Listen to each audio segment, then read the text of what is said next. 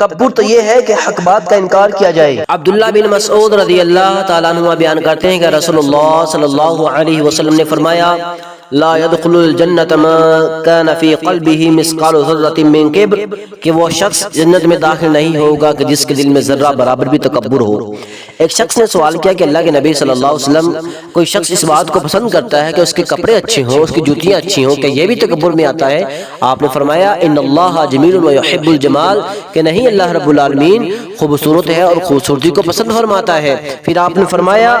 الکبر بطر الحق وغمط الناس، لیکن تکبر تو یہ ہے کہ حق بات کا انکار کرنا، اس سے عناد رکھنا اور لوگوں کو حقیر سمجھنا۔ آپ دیکھیں گے کہ معاشرتی طور پر بہت سے لوگ آپ ایسے پائیں گے جن کے سامنے حق رکھا جاتا ہے، ان کے سامنے حق بتایا جاتا ہے، وہ اس حق کو تسلیم کرتے ہیں اور دلی طور پر کہتے ہیں کہ واقعتاً یہ حق ہے، لیکن اپنے قبیلے کی وجہ سے، اپنی برادری کی وجہ سے، اپنی قوم کی وجہ سے، اپنے خاندان کی وجہ سے، اپنی بستی کی وجہ سے یا اپنے شہر والوں کی وجہ سے کہتے ہیں کہ لوگ ہم سے کہیں ناراض نہ ہو جائیں، ہم نے اگر اس بات کو تسلیم کر لیا، کہ لوگوں کے طنز و تشنیع سے بچنے کے لیے وہ اس حق بات کا انکار کر دیتے ہیں۔ تو میرے بھائیو، اللہ رب العالمین ہمیں ایسے تکبر سے بچائے اور اللہ رب العالمین ہمیں صحیح معنوں میں دین اسلام کو سمجھنے، اس کو عمل کرنے اور اس کو لوگوں تک پہنچانے کی توفیق عطا فرمائے۔ جزاک اللہ خیرا۔